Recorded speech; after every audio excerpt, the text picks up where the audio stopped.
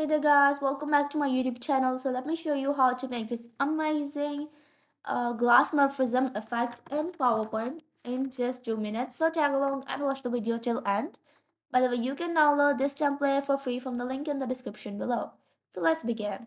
First of all, change the format background color. So I'm just gonna insert that image in the background and insert the same image from the insert tab and change this aspect ratio to 16:9 and make it cover the entire slide. Next, insert a circle of the same height and width and then go to format shape and you have to click on slide background. And next, go to picture texture fill and insert the same image. Go to crop and increase the picture size like this that it covers the same size and distance as the background image. So here you go.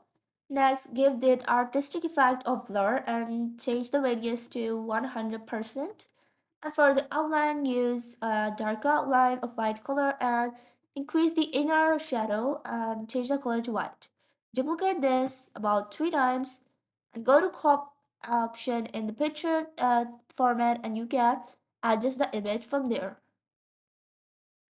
Next, what you have to do is insert 3 icons. And next, insert each of them in each of the circle and change their color if you want. So here you go. Let's just use black colors because it is more possible to see. Next, copy your text and paste it from the previous slide and place it next to each of the circle. Here you go. Now insert your header and increase the size. So that's all you had to do.